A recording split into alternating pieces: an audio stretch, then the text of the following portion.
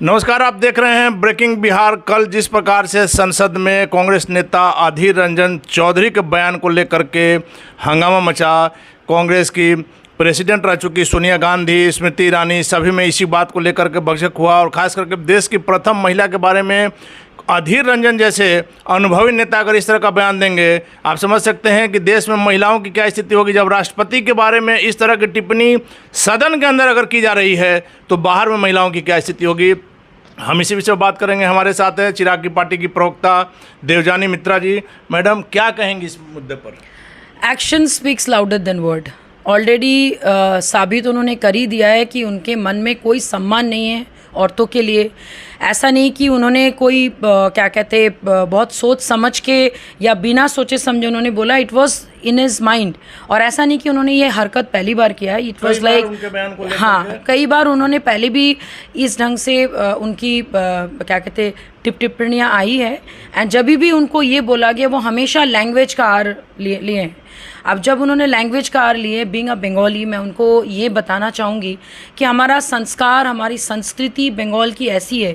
कहीं पे भी ऐसा नियम नहीं है, कहीं पे भी ऐसा लिखा हुआ नहीं है कि आप इतनी बड़ी हस्ती को, हमारी ऑनरेबल प्रेसिडेंट को इस ढंग से आप टिप्पणी करें और आप बोल दे कि छोटी सी गलती हो गई, लैंग्वेज प्रॉब्लम था।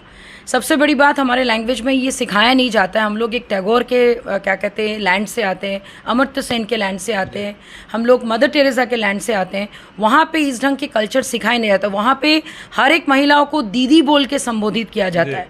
तो जहाँ पे दीदी बोल के संबोधित किया जाता है, उसी लैंड से आप भी हो और आप इतने बड़े नेता हो देश के, तो आप कहाँ से, आप में इतनी अधीरता आई कि आप में इतनी हिम्मत आई कि आपने एक भरी सभा में, लोगों के सामने, आपने पार्लियामेंट में, आपने हमारे ऑनरेबल प्रेसिडेंट को इतनी बड़ी असम्मानजनक बात किया? और क्या सोच के किया? अगर आपका अगर मार्गदर्शन ऐसे ही रहा तो सोचिए, नॉर्मल जो आपके घर के महिलाएं हैं या फिर जो एंटरप्रेन्योर्स हैं या फिर जो घर में काम काज करें, उनके साथ फिर क्या होगी, उनके प्रति क्या सोच रहेगा। और आप क्या सिखा रहे हो? आप अगले जनरेशन को, अगले यूथ को आप क्या सिखाना चाह रहे हो कि कुछ भी बोल के निकल जाए और बाद में एक सॉरी बोलने के लिए आप उनको पर्सनली बोलेंगे? आपने जब पब्लिकली उनको ह्यूमिलिएट किया और जब आपको लोगों ने बताया, बोला कि आप गलत कर रहे हैं, तो आपने लैंग्वेज का आर ले लिया। इट इज़ लाइक डेलिबरेटली आपने जो भी किया, आपने जानबूझ के किया। और जब जानबूझ के आपने गलती की, आपको लगा अरे बाप रे, ये तो मैंने सोचा भी नहीं था कि इतना बड़ा फसाद बन जाएगा, तो आपने तुरंत लैंग्वेज का आर ले लिया। ऐसा नहीं चलता। मैडम, एक एमएलए, एक एमपी को चुनने के लिए कितने सारे लोग वोट करते हैं, कई लाख लोगों का ये लोग प्रतिनिधित्व करते हैं। अगर वैसे में नेता इस प्रकार के करेंगे काम, सदन में इस प्रकार के काम करेंगे, तो बाहर में इसका क्या संदेश है? बाहर में तो मैं जब भी मेरी फैमिली क्योंकि बंगाल में रहती है, जब उनको मैंने बताया, दे वर एक्चुअली शॉक्ड। हमारे लैंग्वेज में ये सिखाया ही नहीं जाता है, कोई आदर नहीं। और आपको पता होगा कि वर्ल्ड का one of the sweetest language Bengali को माना जाता है। वहाँ पे इतना मान सम्मान के साथ औरतों की पूजा होती है, दुर्गा माता की पूजा होती है, देवी का दर्जा दिया गया है। और हमारे बंगाल कल्चर में सबसे बड़ी पूजा दुर्गा पूजा होती है। तो आपने क्या सोच के हमारे ऑनरेबल प्रेसिडेंट को ये बात बोली? जस्ट बिकॉज वो ट्राइबल से आती हैं इसलिए? तो आपको ये अधिकार दिया किसने? आपको किसने बताया? कौन सा संविधान में ऐसा लिखा हुआ है कि जहाँ पे आप हमारे ऑनरेबल प्रेसिडेंट को इस टाइप के बात करके और आप तुरंत एक शैडो में चले जाएंगे और आप बोलेंगे कि ये लैंग्वेज प्रॉब्लम है? ये लैंग्वेज प्रॉब्लम नहीं है, ये खुद की आपकी प्रॉब्लम है, आपकी सोच है जो अभी आपकी ज़ुबान से निकली, और वो भी ऐसी जगह निकली जो जीरो टॉलरेंस। यही अगर आपका, दैट मीन्स ये आपके रेगुलर लाइफ में हैबिट रही होगी, औरतों को प्रताड़ित करना, बकवास करना, बात करना, ये आदत होते होते आप में इतनी बड़ी हिम्मत ये हो गया कि आप जाके सदन में आपने इस ढंग से, इस तरीके से बात किया। मैडम, आप भी एक महिला है, एक महिला के नाते आप क्या कहना चाहेंगी कि ऐसे नेताओं को, चूंकि कोई भी गलती करके एक सामान्य हो गया है कि सॉरी कर दिए, गलती हो गया, भाषा का प्रॉब्लम हो गया, ऐसे लोगों को क्या वैसी सज़ा नहीं मिलनी चाहिए कि दूसरे लोग इसको देख करके डरे और एक उदाहरण पेश हो सके समाज? एकदम होनी चाहिए। उनको माफ़ी मांगने के साथ साथ अभी NCW ने उनको नोटिस जारी किया है, 3 अगस्त को उनको बुलाया गया है। एंड आई एम श्योर इसकी कार्रवाई भी होनी चाहिए और उनको माफ़ी के साथ साथ एक ऐसा मतलब आंसर आना चाहिए जिसमें कि महिलाएं प्राउड फील करे, उनको रेस्पेक्ट फील हो।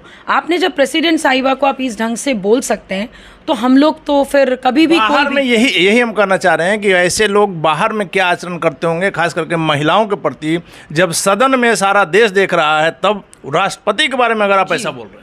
जी, तो सोचिए ना, अगर राष्ट्रपति के बारे में आपने इतनी हिम्मत से, इतने मैंने कॉन्फिडेंटली आपने वो बात बोल दी, तो जस्ट मैंने हम लोग जैसे लोग या फिर बाहर के जो नॉर्मल लोग हैं, जो लेडीज़ हैं, उनके मन में क्या बीत रही होगी और वो क्या सोच रहे होंगे कि हमारे साथ क्या होगा।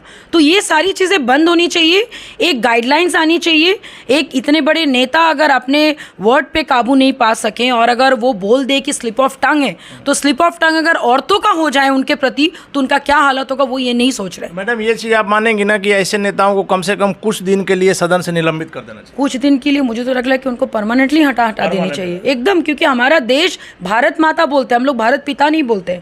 तो यहाँ पे औरतों का सम्मान पहले है, उनका जो जन्म प्रकार की गलती उन्होंने की है, इसके लिए कोई माफी नहीं मिलनी चाहिए, एकदम मिलनी नहीं चाहिए। एंड मोर ओवर उनका भी माँ घर में है, उनकी भी वाइफ होंगी, उनकी भी बेटी होंगी। आई एम श्योर अगर वो भी देख रहे होंगे, वो भी यही चीज़ उनको बोल रहे होंगे कि आपने ये गलती की है। चलिए मैडम, एक आखिरी सवाल है कि बिहार में जो स्थिति अभी बन गई है कि लग रहा है कि पूरा सूखाग्रस्त हो जाएगा, वैसे में क्या केंद्र सरकार को नहीं चाहिए कि पूरे बिहार को सूखाग्रस्त घोषित कर दिया जाए? चूँकि अभी तक जो बारिश की स्थिति है आपने देखा औसत से बहुत कम, औसत से कम भी है। गर्मी में लोगों की हालत ख़राब है, तो सोचिए किसानों की क्या हालत होगी। सो आई थिंक हमारे ऑनरेबल सीएम को ये घोषित कर देना चाहिए कि हमारे जो स्टेट है वो ड्राउट स्टेट है और इसके लिए हमारे किसानों के लिए उनको सोचना चाहिए। धन्यवाद मैडम। तो ये थी हमारे साथ लोक जनशक्ति पार्टी रामविलास की प्रवक्ता देवयानी मित्रा जी, जिनका साफ कहना है कि चौधरी जी को वो जो बोले हैं, जो राष्ट्रपति के बारे में जो उनकी टिप्पणी है, इसके लिए कोई माफ़ी नहीं होना चाहिए और एक ऐसी सज़ा मिलनी चाहिए जो लोगों के लिए अनुकरणीय हो। आगे क्या होगा देखना काफ़ी दिलचस्प होगा। फिलहाल आप बने रहें ब्रेकिंग बिहार के साथ।